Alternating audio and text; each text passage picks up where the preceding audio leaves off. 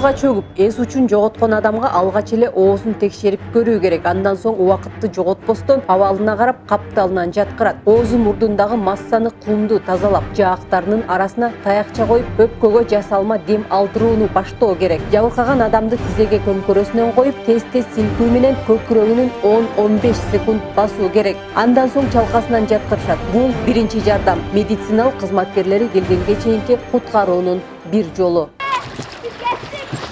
Jeka çıkıp ağzınızı böyle. Tereyin yap söylüyorsun. Jeka çıkıyor değil. Ya. Jeka çıkıyor. Bolboydu o tereyin. Бул көрүнүш адамды сактап калуунун бирден бир жолу. Ал эми күнүмдүк турмушта шараккан сууга жакын жерде ойноп жатып агып кеткендери да жок эмес. Анын үстүнө жаз мезгили келип күн жылыганда суулардын агымы көбөйө баштайт. Бул учурда сууга түшүп кеткен жаранды издеп куткаруу иштеринде бир топ кыйынчылыктар жаралат.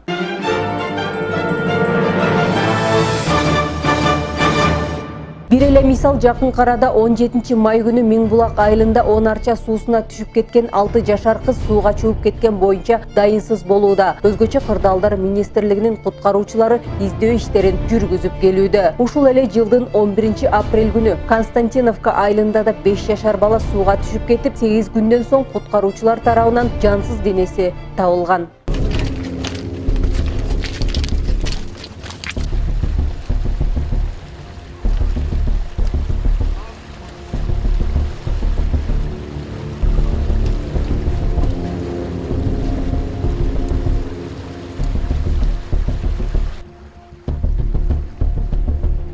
Мына ушуга окшогон окуялар акыркы учурда көп кездешүүдө. Маалыматка таянсак, 2018 жылы республика боюнча сууга чөккөндөрдүн саны 20-ны түзсө, анын 3-өсү жаш балдар. Ал эми 2009 жылдын жыл башынан бери 23 адам сууга чөгүп каза болсо, анын 10-ун жаш балдар түзгөн.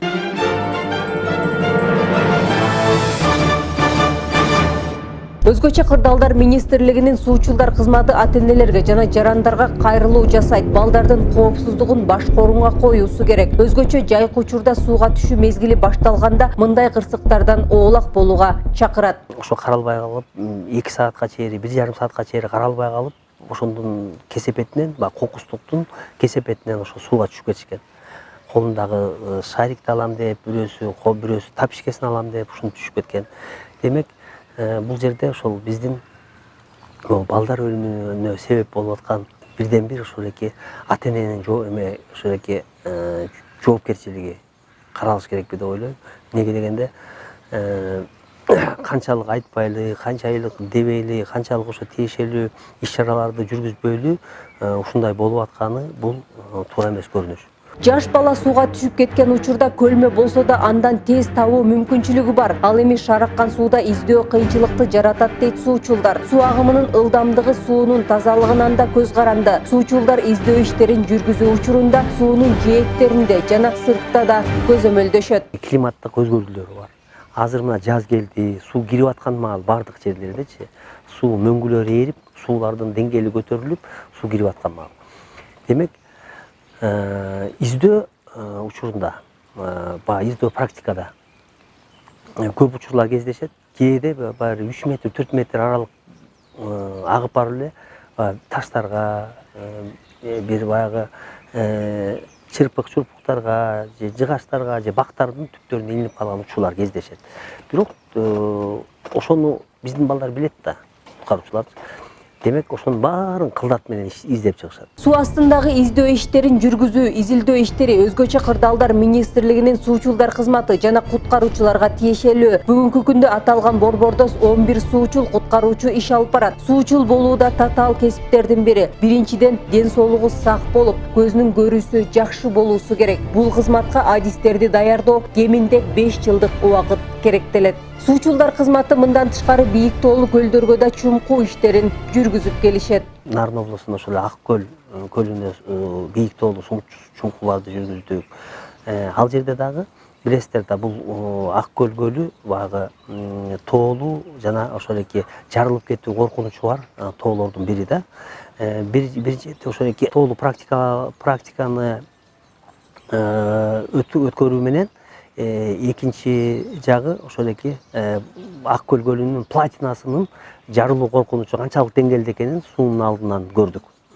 Демек, бул дагы бизде бүгүнкү күндө ошол эле өзгөчө абалдар министрлигинин бирден бир чоң жетишкендиктеринин бири. Жыл сайын суучулдар кызматы чет өлкөлүк кесиптештери менен биргеликте Ысык көл жээгинде суучулдардын квалификациясын жогорулатуу максатында семинар, тренингтерди өткөрүп келишет. Окутуу иш-чарасына 57 мамлекеттен суучулдар келишет. Келишим эл аралык уюмдун алкагында түзүлүп, 2 жума убакытка созулат. Адистерибиздин баягы кесипкөйлүгүнүн алкагында баягы кызыгуу, мисалы үчүн бир эле пример айтып берейин. Былтыркы болгон окуялар колдорун мүнтүп алып келишет. Антип эле укмуш дайвер, супер дайвермин депчи. Анан келип эле сууга түшкөндө эле анан кийин баштарын жерге салып туруп калышат. Эмне болду? Дальше тереңирээк түшпөйсүңбү десем, мынтип карап балдарды ушинтип калышат да.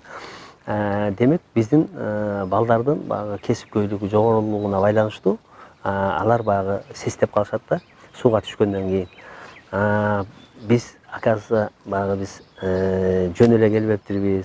Бул жерде чыныгы баягы кесипкөй адистер экен деп баягы чочулап калышат. Ошондуктан алар келүүсү менен алар тажрыйбасын жогорулатып атышат да. Тажрыйбасын жогорулатып атышат. Алар билбеген иштерди биз үйрөтөбүз. Биз билбеген кээ бир иштерди алардан да үйрөнөбүз.